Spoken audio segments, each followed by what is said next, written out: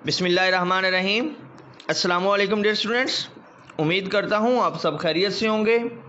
Dear students, आज हम chapter number 5 on destroying books का ब्रीफ इंट्रोडक्शन करने जा रहे हैं। Dear students, chapter number 5 on destroying books, J C Squire ने ये चैप्टर लिखा है। J C Squire born April 2 1884, polymath United Kingdom. J C Squire April 2 1884 में पॉलीमैथ यूनाइटेड किंगडम में पैदा हुआ एंड डाइड, और इसकी वफ़ात हुई दिसंबर 20 1958 रशले ग्रीन यूनाइटेड किंगडम, और इसकी वफ़ात दिसंबर 20 1958 में रशले ग्रीन यूनाइटेड किंगडम में हुई। Dear students, J.C. Scare was noted as an adept and quick journalist. J.C. Scare एक माहिर जर्नलिस्ट के तौर पे जाना जाता था। ये एडिटर था और इसके काम की महारत की वजह से स्केयर was knitted in 1933, और स्केयर को 1933 में सर का खिताब दिया गया। तो डियर स्टूडेंट्स, जेसी स्क्वेयर के बारे में आपको पता चल गया कि वो अप्रैल 2 1884 में पैदा हुआ, दिसंबर 20 1958 में इसकी वफ़ात हुई। वो एक माहिर जर्नलिस्ट था और इसे 1933 में सर का खिताब दिया गया। ये dear students, on destroying books यानी किताबों को तलफ कर देना, यानी किन किताबों को तलफ कर देना चाहिए? वो किताबें जो हमारे लिए बेकार हो जाएं, जिनसे हमने इस्तिफ़ादा हासिल कर लिया हो, या वो किताबें जो बिल्कुल हमारे लिए बेकार हो चुकी हों। उन किताबों को जेसी स्क्वेयर कहता है कि जल्द अज जल्द तलफ कर देना चाहिए, वरना वो इस कदर ज़्यादा हो जाएंगी कि जेसी स्क्वेयर के साथ ये मैटर हुआ। वो अपना एक्सपीरियंस बताता है कि अब किताबें मेरे घर में, मेरा छोटा सा घर था, वो कहता है कि उस घर में किताबें इस कदर ज़्यादा हो गई थी कि या तो मैं किताबों को तलफ कर देता या फिर अपने लिए और घर का इंतज़ाम कर लेता। यानी दो ही तरीके थे, या तो वो किताबों को फेंक देता या फिर कमरे का कब्ज़ा जो है वो सारे का सारा किताबों के हवाले कर देता। तो उस हवाले से जेसी स्क्वेयर ने अपना एक्सपीरियंस लिखा है। तो जेसी स्क्वेयर ने मेंशन किया है दो तरह के लोगों को, एक वो होते हैं जो बुकिश होते हैं, एक वो होते हैं जो नॉन बुकिश होते हैं। तो पहले हम जिक्र करते हैं बुकिश पीपल का। बुकिश पीपल कौन से होते हैं? ये वो लोग होते हैं जो बड़ी मोहतात और अंदाज में, मोहतात तरीके से जो है वो किसी किताब की ख़रीदारी करते हैं। यानी ये सिर्फ वही किताब ख़रीदते हैं जो उनके फ़ायदे की हो, और जैसे ही वो उस किताब को पढ़ लेते हैं, उस किताब से वो इस्तिफ़ादा हासिल कर लेते हैं, तो वो जल्द अज जल्द उस किताब को डिस्पोज कर देते हैं, उससे छुटकारा हासिल कर लेते हैं। यानी आगे किसी को पढ़ने के लिए दे देते हैं, एक काम तो ये है, या फिर उसको वैसे फेंक देते हैं। यानी वो अपने घर की अलमारी में उसे जगह नहीं देते। क्यों? क्योंकि वो उनके लिए बेकार हो चुकी होती है। अगर ग्रीन कलर में लिखा हुआ देखें तो आपको पता चलेगा, they get rid of useless books at the earliest. वो जल्द अज जल्द जैसे ही वो किताब को पढ़ लेते हैं, उसके बाद जल्द अज जल्द उस किताब से वो छुटकारा हासिल कर लेते हैं। बाय डूइंग दिस, ऐसा करके, यानी इस्तिफादा हासिल करने के बाद उस किताब को बेचकर या उस किताब को किसी और के हवाले करके वो दो फायदे हासिल कर लेते हैं। कौन से? They make more space for new books. वो नई किताबों के लिए मजीद जगह बना लेते हैं। They also save here's from the trouble of sorting out rubbish. तो इन बेकार किताबों को तरतीब लगाने से, इनसे मट्टी उतारने से बचा लेते हैं आने वाली नस्ल को। यानी जो आने वाली नस्ल है उनको वो बचा लेते हैं उन किताबों को महफूज करने से। यानी होता क्या है, यानी अब बाप दादा की कोई किताब पड़ी हुई है, तो जो आगे आने वाली नस्ल है उनके लिए उस किताब को डिस्पोज करना बहुत मुश्किल होता है। एक तो जज्बाती लगाव होता है उसके साथ कि जी मेरे बाप की निशानी है, मेरे दादा की निशानी है। तो बहुत से लोगों का जो जज्बाती लगाव होता है वो उन्हें मजबूर कर देता है उस किताब को महफूज रखने पर, संभाल कर रखने पर। नतीजा ये होता है कि उनके पास नई किताबें रखने की जो जगह होती है वो उसकी कमी हो जाती है। तो जेसी स्केयर कहता है कि ये बुकिश लोग जो होते हैं वो जल्द अज जल्द किताब को डिस्पोज कर देते हैं, और जिससे जो है उनको आने वाली नस्ल को किसी किस्म की परेशानी का सामना नहीं करना पड़ता, और ये मशवरा भी देता है कि ऐसे करना भी चाहिए।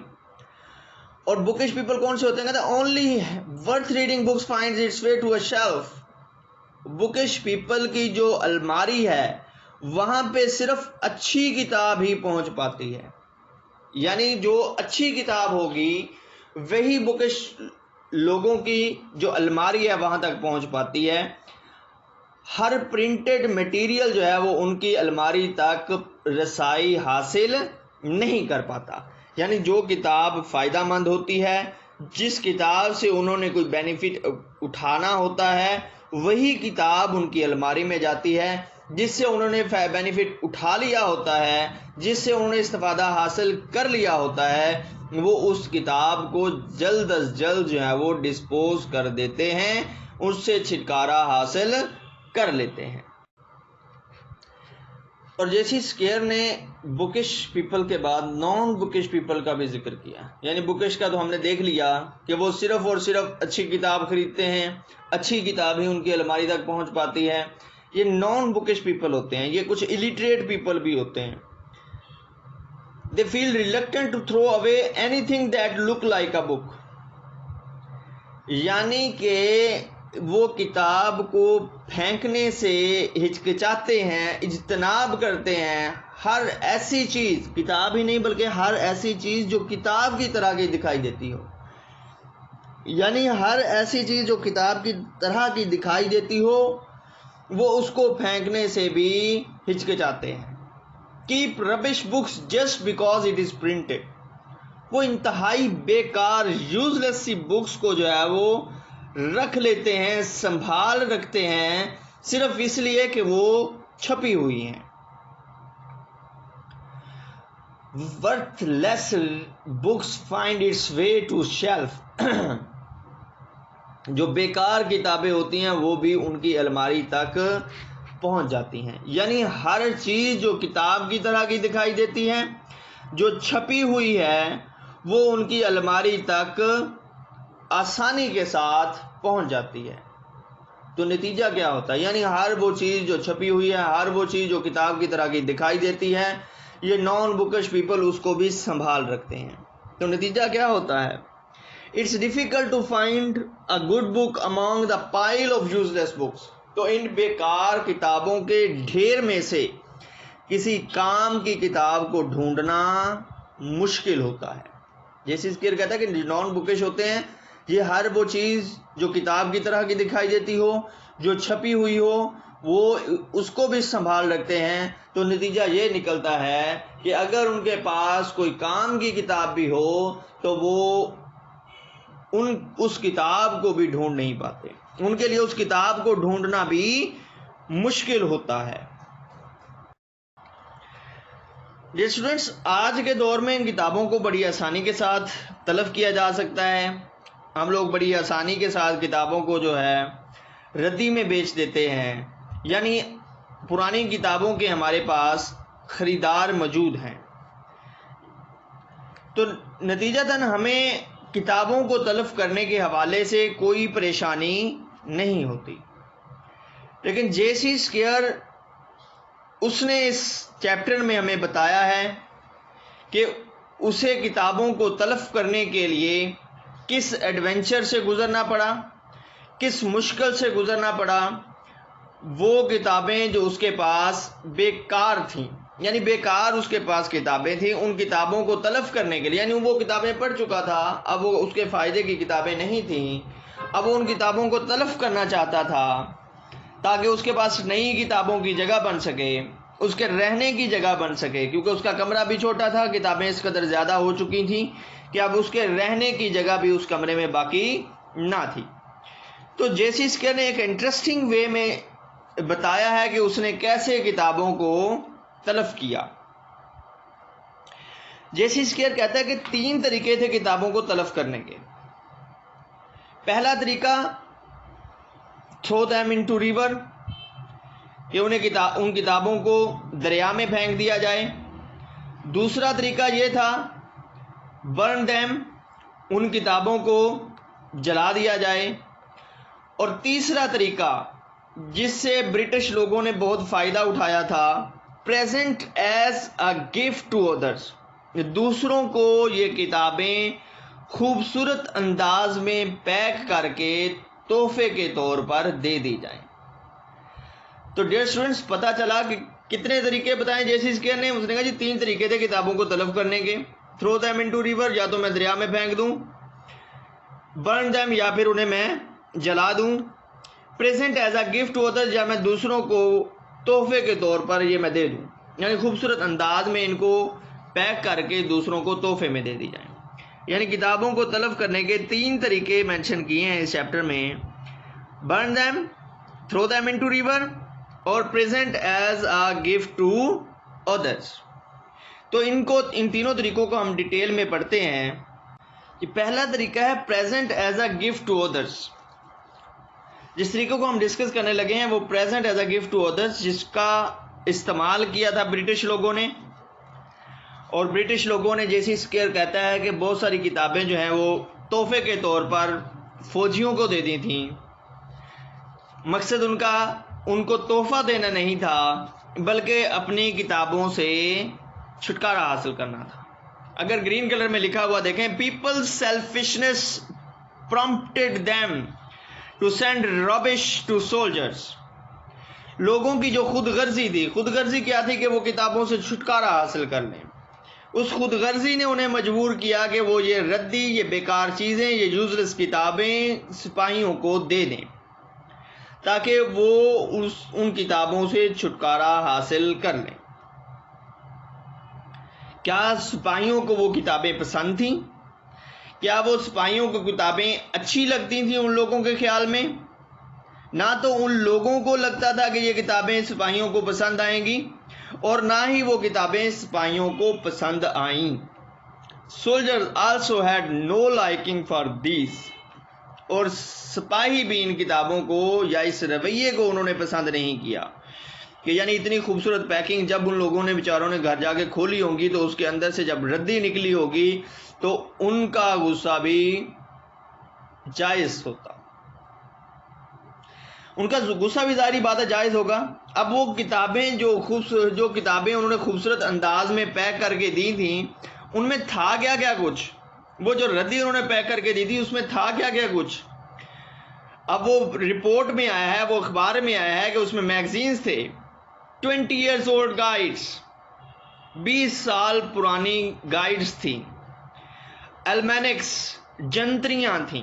यानी अखबार में आया कि लोगों ने सिपाहियों को, सोल्जर्स को, फौजियों को जो तोहफे दिए थे, उन तोहफों में क्या निकला? मैगजीन्स निकले पुराने, वो भी 20 साल पुरानी गाइड्स निकली, एल्मेनिक्स और जंत्रियां निकली, पुराने एडिशन उनके भी। यानी पुरानी जितनी भी किताबें, जंत्रियां, रिसाले और गाइड्स उनके पास पड़ी हुई थी, वो उन लोगों ने दे दी। और थी कितनी? 2 मिलियन तक ये किताबें जो हैं, वो ये रिसाले जो हैं, गाइड्स जो हैं, जो उनको तोहफे में दी गई। और थी कैसी? ऑर्डिनरी, यूजलेस, बेकार किताबें थी। सम वर वर्थ रीडिंग, उनमें से चंद एक थी जो काम की थी, बाकी तकरीबन किताबें जो थी वो बेकार थी।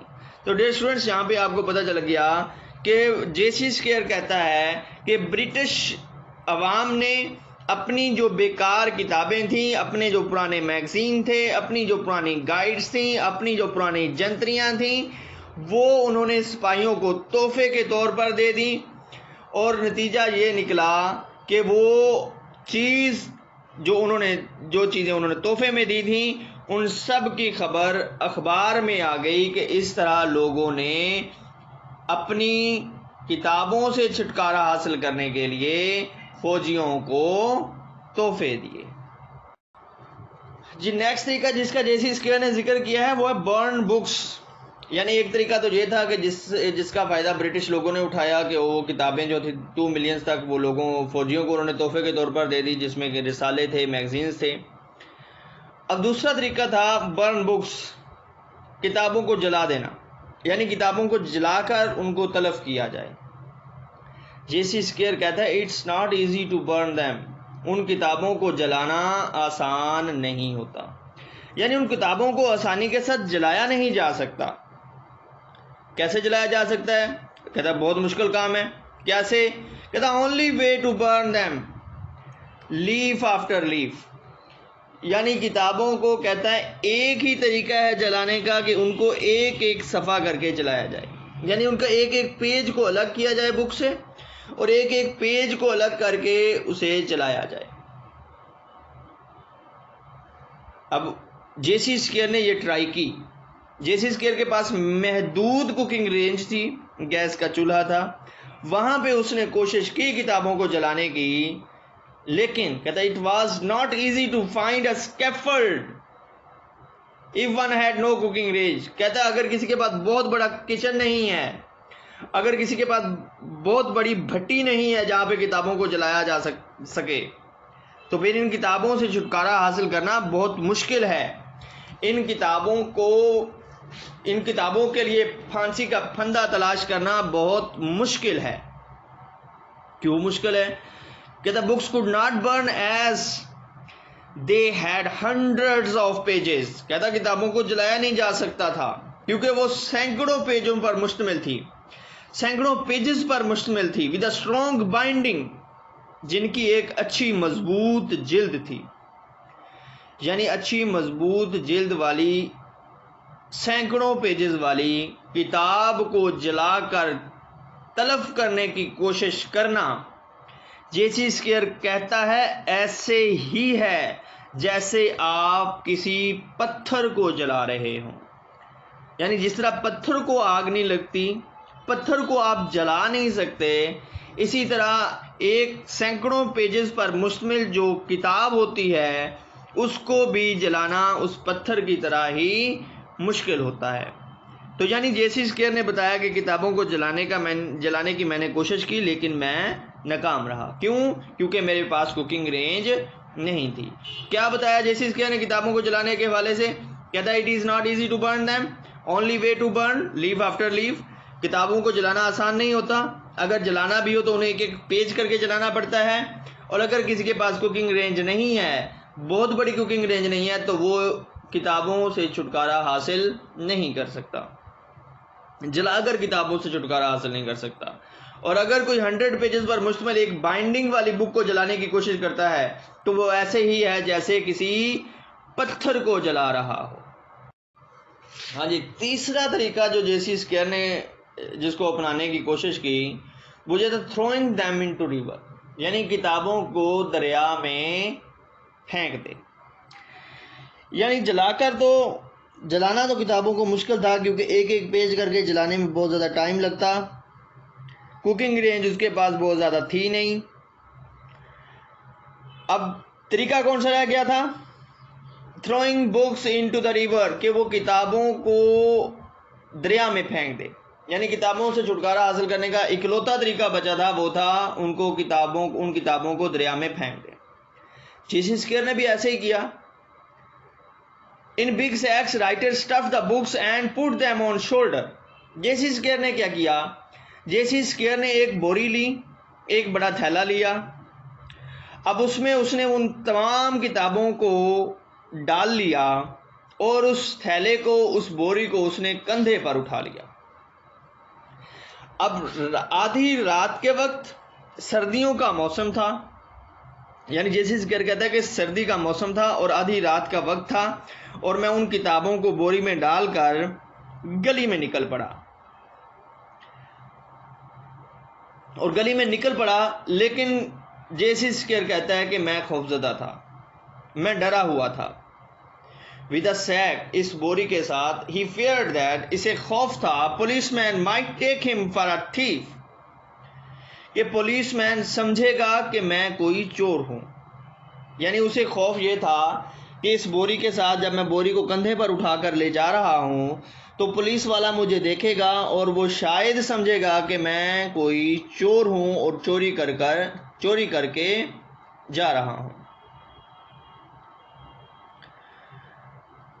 और when he reached river, blue colour में लिखा हुआ है, देखे तो when he reached the river, जब वो दरिया पर पहुंचा, he thought he might be arrested as a baby killer. जब वो दरिया पर पहुंचा और वो दरिया में उस थैले को, उस बोरी को फेंकने वाला था, तो जब वो फेंकने वाला था तो उसे लगा कि जब मैं इस बोरी को दरिया में फेंकूंगा छपाके की आवाज़ आएगी। यानी पहले तो वो समझता है ना कि वो मुझे चोर समझेगा, तो वो समझता था कि शायद मैं उसे किताबें दिखाऊंगा कि जनाब ये मेरी अपनी किताबें हैं। ज़्यादा से ज़्यादा क्या होगा, वो मुझ पर किताबों की चोरी का इल्ज़ाम लगा देगा, तो मैं साबित कर दूंगा कि ये किताबें मेरी हैं। लेकिन अब जब वो दरिया के किनारे पर खड़ा है और वो दरिया के किनारे पर किताबों को फेंकने का सोच रहा है, और वो सोच रहा है कि अगर मैंने किताबें फेंकी और छपाके की आवाज़ आई और कोई पुलिस वाला मेरे पास आया और मुझसे उसने पूछा कि हाँ तुमने क्या फेंका है, तो वो मुझे गिरफ्तार कर लेगा। वो समझेगा कि शायद मैंने कोई डेड बॉडी दरिया में फेंक दी है और मेरे पास साबित करने के लिए कुछ भी नहीं होगा। यानी वो इस कदर बेचारा डरा होता है और वो कहता है, वो सोचता है कि पुलिस वाला मेरी बात पर यकीन नहीं करेगा। London constable could not believe, London police का कांस्टेबल तो मेरी इस बात पर यकीन कर ही नहीं सकता कि मैं यहाँ पर आधी रात के वक्त सर्दी में किताबों की बोरी फेंकने के लिए आया था। तो अगर मैं ये बात बताऊंगा कि मैं किताबों की बोरी फेंकने आया था, तो वो मेरी बात पर यकीन करने की बजाय मुझ पे हंसेगा, मेरा मजाक उड़ाएगा, मुझ पर तंज करेगा कि तुम लंदन कांस्टेबल को बेवकूफ़ समझते हो। ये जेसी स्केयर सोचता है कि शायद वो मुझे ऐसे कहेगा कि बच्चों तुम मुझे बेवकूफ़ समझते हो जो मैं तुम्हारी बात पे यकीन कर लूँ कि तुम यहाँ पर बोरी में किताबें डालकर फेंकने के लिए आए थे। तो यानी जेसी स्केयर कहता है कि मैं बहुत ज़्यादा खौफज़दा था, मैं बहुत ज़्यादा डरा हुआ था। यानी कभी मुझे पुलिस का डर था कि वो मुझे चोर समझ के गिरफ़्तार ना कर ले, और कभी मुझे ये डर था कि पुलिस मुझे किसी छोटे बच्चे का कातिल समझ के गिरफ़्तार ना कर ले। यानी ये खौफ उसे बार बार परेशान कर रहा था। फिर आखिरकार जेसी स्केयर कहता है कि मैंने हिम्मत बांधी, मैंने हौसला किया और मैंने सोचा कि तुम खुदा की मखलूक के सामने तो कीड़े मकोड़े हो। अगर तुम्हें फांसी भी हो जाती है, अगर तुम्हें बच्चे का कातिल समझ के तुम्हें फांसी भी दे दी गई, तो क्या कौन सा बड़ा तूफान आ जाएगा। तुम तो खुदा के सामने एक छोटे से आदमी हो, कीड़े मकोड़े हो। तुमसे तो बड़े बड़े लोग, अजीम शान शख्सियात फांसी के फंदे पर चढ़कर अपनी जान कुर्बान कर गए हंसते हुए। तुम क्या चीज़ हो। यानी अगर तुम्हें फांसी हो जाएगी तो कुछ बड़ा वाकया पेश नहीं आ जाएगा। तो जेसी स्केयर ने, वो कहता है कि मैंने इरादा कर लिया कि अगर मुझे अब फांसी भी हो जाती है तो होने दो, लेकिन अब मैं घबराऊंगा नहीं। और उसने हिम्मत की, और सबसे ज़्यादा जो उसे मोटिवेशन मिली वो ये थी कि जनाब दोस्तों के सामने तो तुम बड़े बहादुर बनते हो, जनाब दोस्तों के सामने तो तुम बड़े अक्लमंद समझते हो, दोस्तों के सामने तो तुम अपने आप को बड़े मजबूत आसाब का कहते हो, और लेकिन तुम्हारी असलियत ये है कि तुम इंतहाई डरपोक इंसान हो, और ये असल चेहरा तुम्हारे दोस्तों के सामने नहीं है। तुम अपने दोस्तों के सामने किस मुंह से जाओगे, वहां पे अपनी बहादुरी का इजहार किस मुंह से करोगे। यानी तुम्हारी असलियत तो ये है। तो जब ये बातें उसके जहन में आई तो जेसी स्केयर कहता है कि मैंने जल्दी से जो है वो हिम्मत की और किताबों को दरिया में फेंक दिया, और नतीजा ये हुआ है कि एक छपाके की आवाज़ आई, फिर वहाँ पर मुकम्मल खामोशी छा गई और कोई भी पूछने को नहीं आया। यानी कोई भी वहाँ पे इसे ये पूछने को ना आया कि तुमने वहाँ पे क्या फेंका है। जी डियर स्टूडेंट्स, स्कैफोल्ड का जिक्र आया था। स्कैफोल्ड क्या है, मीनिंग इन दिस चैप्टर देख लें। Scaffold means proper place where books could be destroyed. Scaffold means proper place, मुनासिब जगह, where books could be destroyed, जहाँ पे किताबों को तलफ किया जा सके। यानी जैसे स्केयर कहता है कि जो नॉन बुकिश होते हैं उनके पास किताबों को तलफ करने के लिए कोई स्कैफोल्ड ही नहीं मिलता, कोई उनको तलफ करने के लिए कोई मुनासिब जगह ही नहीं मिलती। और जबकि एक्चुअल मीनिंग में स्कैफोल्ड का क्या मतलब है? It's a flat structure on which criminals are hanged. एक फ्लैट स्ट्रक्चर है जहां पे क्रिमिनल्स को फांसी दी जाती है, यानी क्रिमिनल्स के गले में फंदा डाला जाता है, रस्सी का फंदा डाला जाता है और उन्हें उस वक्त तक लटकाया जाता है जब तक वो मर नहीं जाते। तो ये है डियर स्टूडेंट्स स्कैफोल्ड का मीनिंग। चैप्टर में proper place where books could be destroyed, जबकि एक्चुअल मीनिंग में जो है इसका मतलब ये है कि मुल्जिम को फांसी दे दी जाए और उसके गले में रस्सी डालकर उसे लटकाया जाए, उस वक्त तक लटकाया जाए जब तक कि वो मर नहीं जाता।